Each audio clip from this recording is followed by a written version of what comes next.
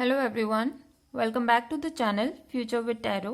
ये रीडिंग होगी लियो के लिए और इसमें 11 नवंबर से लेकर 20 नवंबर तक का जो टाइम पीरियड है उसके रिगार्डिंग हम मैसेजेस देखेंगे। और जिनको पर्सनल रीडिंग चाहिए तो 1 क्वेश्चन के चार्जेस 199 है।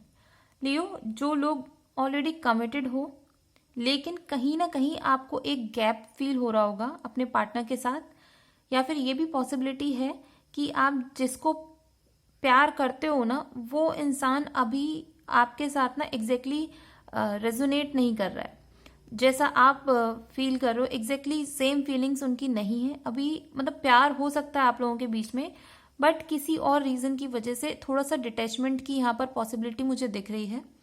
दूसरा, जो लोग कमिटेड नहीं हो, जिनका अभी ब्रेकअप होके चुका है ना, मैं आपको एक ही चीज बोलूंगी कि अभी फिर से वापस ये आपकी लव लाइफ में जंप मत करना, थोड़ा सा पॉज लेना।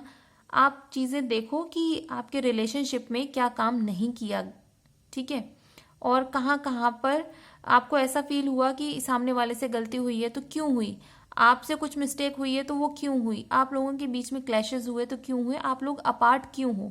तो ये सारी चीज़ों की पहले आपको नॉलेज रखनी है। दूसरा, आपको ये भी सीखना होगा कि आपकी अगर पार्टनर चेंज हो रहा है, मीन्स अगर किसी इंसान का 1-2 बार ब्रेकअप हुआ है तो ये उन लोगों के लिए स्पेशली मैसेज कि आप कहीं कोई पर्टिकुलर साइकिल तो नहीं रिपीट कर रहे हो। आपको ये थोड़ा सा जज करना पड़ेगा कि एग्जैक्टली आप ऐसी सेम साइकिल रिपीट क्यों कर रहे हो, आपकी एक्सपेक्टेशंस क्या है रिलेशनशिप को लेकर, सामने वाले इंसान की एक्सपेक्टेशंस क्या है रिलेशनशिप को लेकर। तो ये थोड़ा सा आपको जज करना पड़ेगा। दूसरा, इस टाइम पीरियड में देखो फाइनेंशियली तो बहुत अच्छा टाइम पीरियड है, ठीक है। मैं इसको बिना पलक झपकाए इजीली कह सकती हूँ कि पैसों को लेकर तो परेशान होने की ज़रूरत नहीं है, बिकॉज यहाँ पर कार्ड्स बहुत ज़्यादा पॉजिटिव है। एक तो आपकी पोजीशन जहाँ पर हो ना, आप उसको वैल्यू करना सीखो। आप में से कुछ लोग, मुझे ऐसा लग रहा है कि जहाँ पर हो उसमें खुश नहीं हो, आपको ऐसा लगता है कि मुझे ठीक है, मैं जहाँ हूँ ठीक है। मतलब अगर एक कंपैरिजन करें ना तो दुनिया की नज़र में जिस पोजीशन पर आप हो वो पोजीशन बहुत बहुत बड़ी है, बट उस पोजीशन की वैल्यू आपको नहीं है। बिकॉज आपकी जो ड्रीम्स हैं, आपकी जो एस्पायरेशंस है ना कि मुझे कुछ और चाहिए अपनी लाइफ में, हो सकता है या तो आप और बड़ी किसी पोजीशन पर जाना चाहते हो, या फिर जिस भी पोजीशन पे आपका मन है कि मुझे वो चीज़ चाहिए अपनी लाइफ में, ये आपकी फादर या मदर उनकी ड्रीम होगी, शायद आप उस चीज़ को फुलफिल करने की कोशिश कर रहे हो, ठीक है। नो डाउट आप इस चीज़ को अचीव करोगे, बिकॉज ये आपके भाग्य में या फिर आपके लक में लिखा हुआ, डेस्टिनी में है ये चीज़, तो उसको मिलेगी वो चीज़ आपको। बट प्रॉब्लम क्या है ना कि जहाँ आप हो ना, पहले उसको रिस्पेक्ट करो, उसकी वैल्यू समझो। क्योंकि जब आप अगर दूसरी चीज़ को एक्वायर कर भी लेते हो, आपको मिल भी जाती है, तो वैल्यू खत्म हो जाएगी। तो ये थोड़ा सा अपने माइंड को थोड़ा सा चेंज करो, जहाँ पर हो उस चीज़ की वैल्यू करो। बिकॉज जैसे जैसे आप चीज़ों को लेकर ग्रेटिट्यूड फील करना शुरू करोगे ना, ये चीज़ें और इजीली होती जाएंगी। आपके जो पाथ है वो क्लियर होता जाएगा, आपका जो विजन है, मतलब आप चीज़ें समझ पाओगे और देखने के बाद उसको हैंडल कर पाओगे कि नेक्स्ट स्टेप क्या लेना है। दूसरा, आपको सिर्फ यही बोला जा रहा है कि इतना बड़ा विजन बनाने की ज़रूरत नहीं है। आपको पता है कि आपका गोल क्या है, अब उस पर डेली डेली एक एक स्टेप लेना शुरू करो। मैं ये नहीं बोल रही कि एकदम ही सब कुछ कर ले जाओ, सारे लोगों से बात करना या उसको प्लान करना, सब कुछ एक ही दिन में नहीं करना है।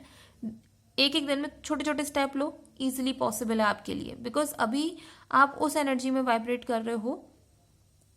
सीरियसली ये जो एनर्जी आ रही है ना कि 11 नवंबर से लेकर 20 नवंबर की भले ही मैं रीडिंग कर रही हूँ, बट ये ओवरऑल ऐसा लग रहा है कि 1 से 2 साल की एनर्जी कैरी कर रहा है।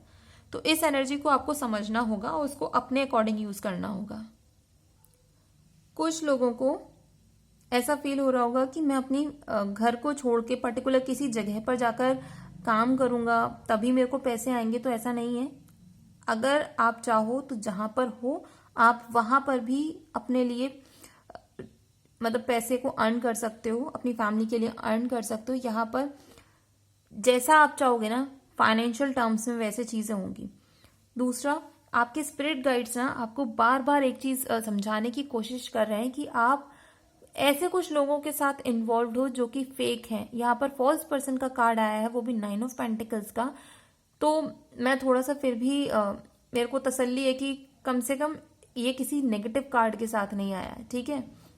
तो मैं यहाँ पर यही बोलूंगी कि ऐसे लोगों से थोड़ा सा डिस्टेंस मेंटेन करके रखो। और अगर आपको नहीं पता है कि कौन है वो इंसान, तो प्लीज अपनी फैमिली के सीक्रेट्स या अपनी लाइफ से कुछ भी ऐसा सीक्रेट जो कि नहीं रिवील करना चाहिए, आप लोगों में जाकर मत उसको रिवील करो। कभी कभी होता है ना, लियो की एनर्जी ऐसी होती है, वो लोग ना तैश में आके मीन्स खुशी खुशी में आके या अपने ईगो को सेटिस्फाई करने के चक्कर में ना अपनी बड़ाई एक्स्ट्रा मार जाते हैं, जबकि वो ऐसे है नहीं।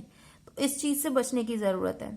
अपनी किसी से बड़ाई मत करो। सामने वाले को अगर आप रिस्पेक्ट दे रहे हो ठीक है, बट उसको अपने सिर पे भी मत चढ़ाना।